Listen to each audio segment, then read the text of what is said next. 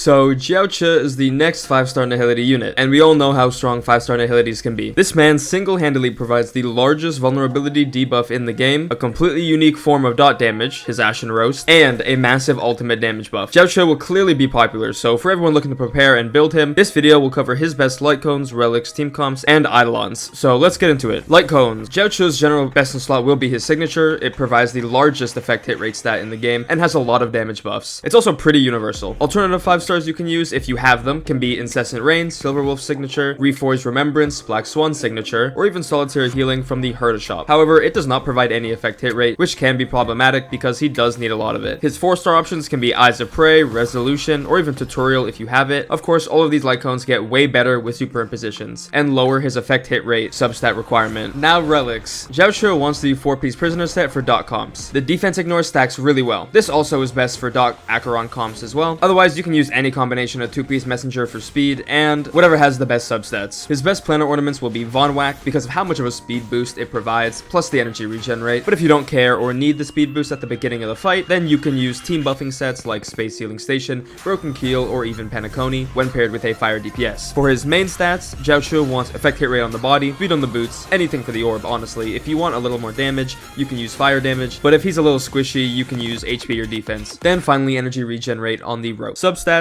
in order of importance are effect hit rate until 140% because of his A4 passive, speed as much as possible, especially in ACHERON comps because you want him applying as many debuffs as he can, then attack percent. Any other substats don't really do too much for him. So for Jiaoqiu's team comps, he's pretty much just as universal as Pela. He's a 5-star Pela essentially, so you can use him on almost every comp and it will work. However, his best comp will of course be with ACHERON, another buffer slash debuffer. Silverwolf is good for single target and Pela for multi-target, then a sustain. Gallagher is really good because he can build stacks for ACHERON really quickly. Personally, I am a fan of dot ACHERON with Black Swan, Jiaoqiu, and Gallagher. You can also replace Black Swan with Jiaoqiu and have Kafka on the comp if you want. Dr. Ratio gets a lot of value from him because he also wants debuffs. Yun Li is also good with him. Any pure fiction content is perfect for him. He is extremely universal and can do anything. Just pair him with your favorite DPS and he works. Now finally, Jiaoqiu's Eidolons. E1, allies deal 40% more damage to enemies inflicted by Ashen Roast and increases the stacks applied by 1 when he attacks an enemy. Pretty straightforward. E2 increases his Ashen Roast fire dot multiplier by 300%, increasing his damage a ton, but does not really increase overall team output that much. E4 is completely pathetic. It reduces enemy attack by 15% when his ult is active. It's pretty bad, honestly. One of the worst Eidolons in the game. But E6 is insane as usual. When an enemy dies with Ashen Roast stacks,